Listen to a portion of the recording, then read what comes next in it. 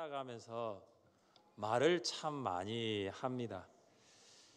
교회에서 우리가 하는 말 중에 또 혹은 교회에서 듣는 말 중에 이런 말이 있어요. 어떤 말이냐 하면은 나 상처받았어. 나 상처받았어. 여러분도 한 번쯤은 나 상처받아서 라는 말 했거나 들었을 것입니다. 나 상처받아서라고 말한 사람은 무척 속이 상해 있습니다. 그리고 나 상처받아서라는 말을 들은 사람은 어떻게 하면 이 상처받은 사람의 마음을 공감할 수 있을까? 어떻게 하면 이 상처가 깨끗하게 회복될 수 있을까 노력을 합니다. 저는 나 상처받아서라는 말을 한번 생각해 본 적이 있습니다. 상처를 받았어? 상처는 받을 수도 있고 또한 상처는 받지 않을 수도 있구나 생각을 했습니다. 그래서 결론을 제가 얻었어요. 뭐냐면 상처받는 것은 선택이라는 거예요. 어떤 사람은 상처 주는 말을 들었을 때 상처를 받습니다. 그럼 어떤 사람은 상처 주는 말을 들었는데도 상처받지 않습니다. 상처를 받는 사람은 상처받기로 선택한 것이고 상처를 받지 않는 사람은 상처받지 않기로 선택한 것입니다. 그래서 제가 내린 결론은 이겁니다. 상처는 상황의 문제가 아니라 바로 태도의 문제라는 거예요. 똑같은 상처가 있습니다. 그러나 태도에 따라서 상처를 받을 수도 있고 상처를 받지 않을 수도 있습니다. 여러분 어떻습니까? 상처의 말을 들었을 때에 상처를 받습니까? 아니면 상처를 받지 않습니까? 오늘 본문에 등장하는 다윗은 대적들로부터 상처의 말을 들었습니다. 그것에 대한 구체적인 서술이 4절에 나와 있습니다. 우리 4절을 함께 읽겠습니다. 내 영혼이 사자들 가운데서 살며 내가 불사르는 자들 중에 누웠으니 그 사람의 아들들 중에라. 그들의 이는 창과 화살이요 그들의 혀는 날카로운 칼 같도다. 여기 무기가 나옵니다. 창과 화살, 칼은 무기죠. 창과 화살은 멀리서 공격하는 무기고 칼은 가까운 데서 공격하는 무기입니다. 다윗을 공격하는 대적들의 모습이 이처럼 다양합니다. 대적들의 말이 창과 화살이 되어서 다윗의 마음을 찌릅니다. 대적들의 말이 칼이 되어서 다윗의 마음을 갈기갈기 난도질합니다. 가까이 있는 대적이나 멀리 있는 대적이나 거리에 상관없이 말로 다윗을 공격합니다. 우리도 그러는 것 같아요.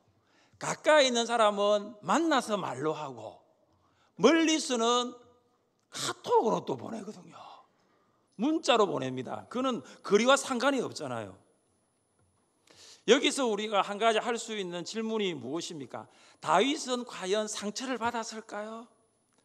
대적들이 칼과 화살과 창과 같은 대적들이 그 말을 쏟아내고 있는데 다윗은 과연 상처를 받았을까요? 받지 않았을까요? 1절 말씀 함께 보겠습니다. 1절입니다. 하나님이여 내게 은혜를 베푸소서. 내게 은혜를 베푸소서. 내 영혼이 주께로 피하되 주의 날개 그늘 아래에서 이 재앙들이 지나가기까지 피하리다. 아멘.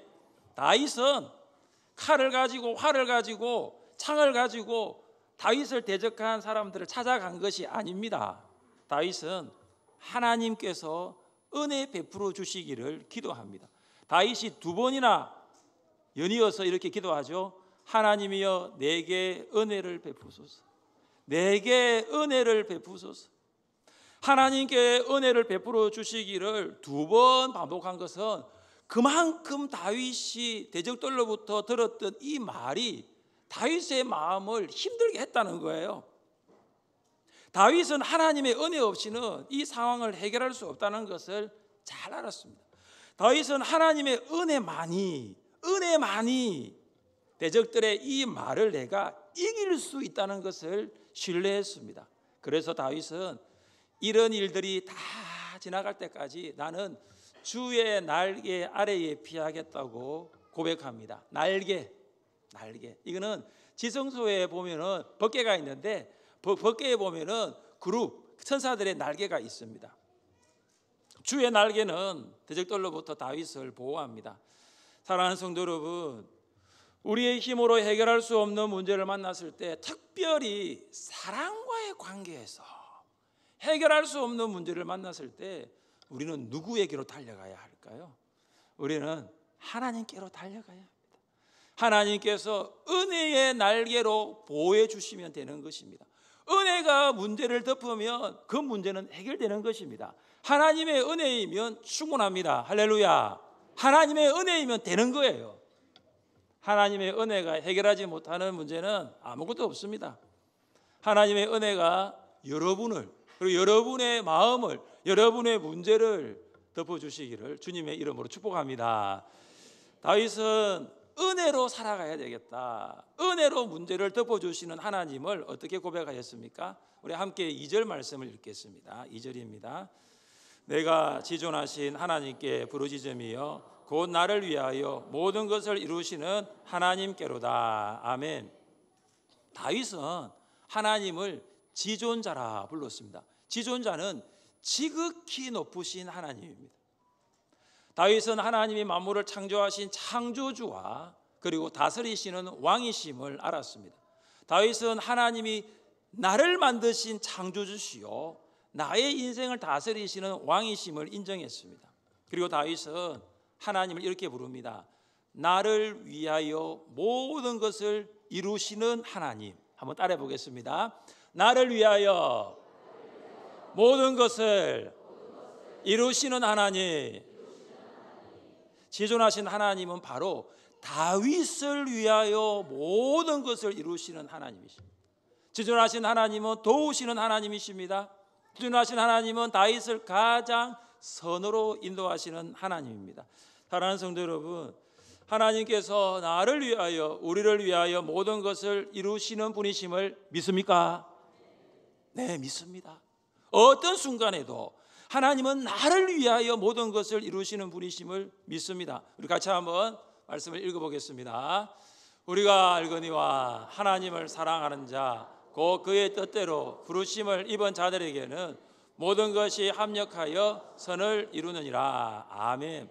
하나님은 모든 상황을 합력하여 선을 만드십니다. 최악의 상황 속에서도 최선을 위해서 일하시는 분이 하나님이십니다.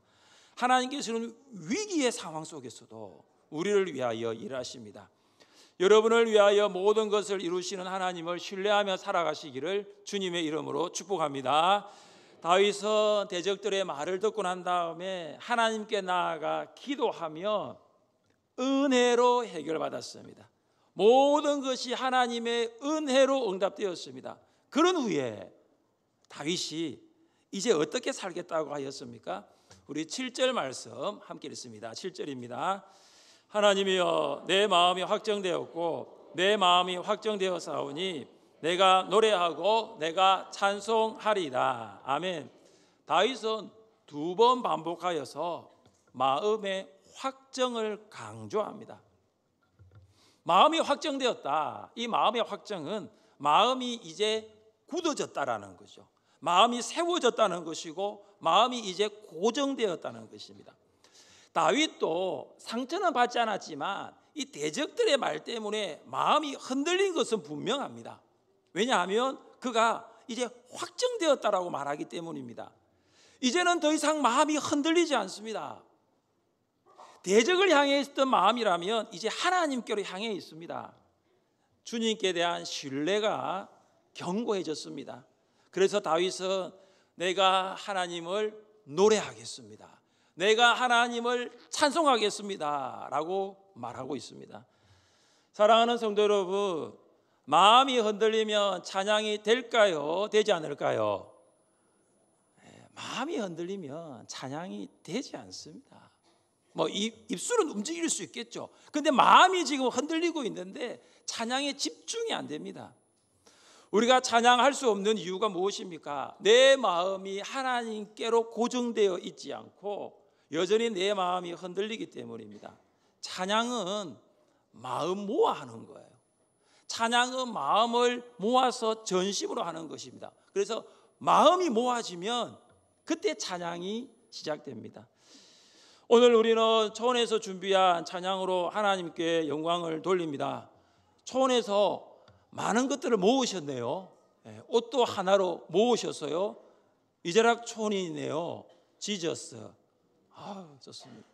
노진숙 초원은 아주 산뜻한 색깔로 오늘 또 모아주셨습니다. 네, 다 모으셨고요. 네, 저쪽 임채용 초원입니까? 스카프입니까? 모아주셨네요. 네, 손까지 흔드는 저기 우리 누군지 우리 친구 있습니다. 네, 여러 가지로 지금 모아주셨어요. 그러나 제일 중요한 게 뭐냐면 마음을 모으는 거예요. 마음을. 특히 합창에서는 마음을 모으는 것이 중요합니다.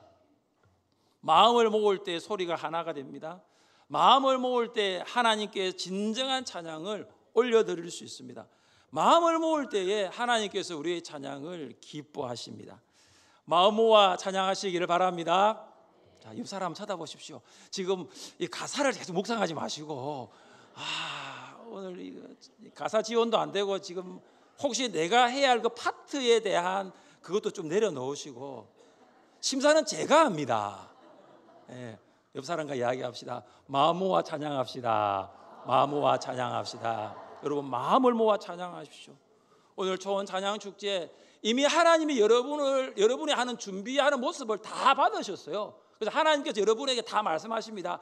다 제우수예요. 다 제우수. 그런데 이제 저희가 제우수를 다 못 드리는 것은 여러 가지 이유가 있습니다. 그래서 제우수는 한 초원밖에 없는데 이미 여러분은 다 제우수를 받은 초원들이에요. 여러분 마음을 모아 찬양하십시오. 마음을 모아 찬양할 때에 다윗은 이런 고백을 하였습니다. 우리 8절 말씀인데요. 같이 한번 읽겠습니다. 8절입니다. 내 영광아 깰지어다. 비파야 수금아 깰지어다. 내가 새벽을 깨우리로다. 아멘.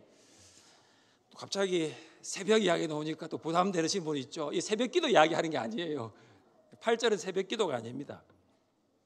마음을 모아 찬양하는 다윗이 내가 새벽을 깨우리로다 이렇게 합니다. 여러분 새벽은 내일 새벽 5시 새벽 기도 시작 그런 시간을 말하고 있는 것이 아니에요. 성경에서 새벽은 아주 중요한 일이 일어날 때 새벽을 말합니다. 그 새벽은 새로운 일이 일어나는 시간이에요. 새벽은 완전히 달라합니다. 구체적으로 새벽을 이야기하면 새벽은 생명의 시간이고 구원의 시간이에요. 새벽은 희망의 시간이고 도전의 시간입니다. 야곱이 야복강에서 하나님을 만난 것도 새벽이었습니다. 완전히 야곱이 이스라엘로 변화되었죠. 이스라엘 백성이 홍해를 기적적으로 걷는 시간도 새벽이었습니다. 불가능한 일이 가능으로 바뀌는 것이 새벽이었습니다. 아무리 밤이 캄캄하여도 마음을 모아 찬양하면 반드시 새벽은 오게 되어 있습니다. 캄캄하면 할수록 새벽이 멀지 않았다는 것을 꼭 기억하십시오. 다윗은 마음을 모아 하나님을 찬양할 때 내 인생의 밤은 지나가는구나, 드디어 내 인생의 새벽이 오는구나, 그는 알 수 있었습니다. 오늘 여러분이 초원 찬양 축제에서 마음을 모아 찬양하면 여러분의 인생의 밤은 다 지나가고 새벽이 오게 될 줄 믿습니다. 고통의 밤, 아픔의 밤은 지나갑니다. 구원의 아침, 희망의 아침이 밝아오는 거예요. 오늘 찬양하실 때 지금까지 아파했던 힘들었던 육신도 오늘 찬양할 때 깨끗하게 낫게 될 줄 믿습니다. 깨끗하게 낫게 될 줄 믿습니다. 그 가사 하나하나 내 마음을 모아 초원의 마음을 모아 찬양하면요 내 병도 나을 거예요. 우울증으로 살 소망이 없어진 성도들이 혹 있다면 오늘 찬양할 때 하나님 감사합니다, 하나님 은혜입니다, 하나님 감사합니다 하면요 그 마음도 깨끗하게 회복될 줄 믿습니다. 사랑하는 성도 여러분, 오늘 초원에서 찬양할 때 함께 마음을 모아 찬양하십시오. 우리 어린아이부터 작년에 이르기까지 외모는 각양 다르나 마음을 모아 하나님께 찬양 드리십시오. 마음 모아 찬양하는 여러분이 하나님의 기쁨이고 열매입니다. 하나님께서 여러분의 찬양을 기쁘게 받으실 것이고 여러분의 고백이 삶에서 반드시 오늘 여러분이 드리는 이 고백이 입술의 고백이 삶에서 반드시 열매 맺게 될 줄 믿습니다. 초원 축제, 찬양 축제를 통해서 마모와 찬양하시기를 주님의 이름으로 축복합니다. 아멘.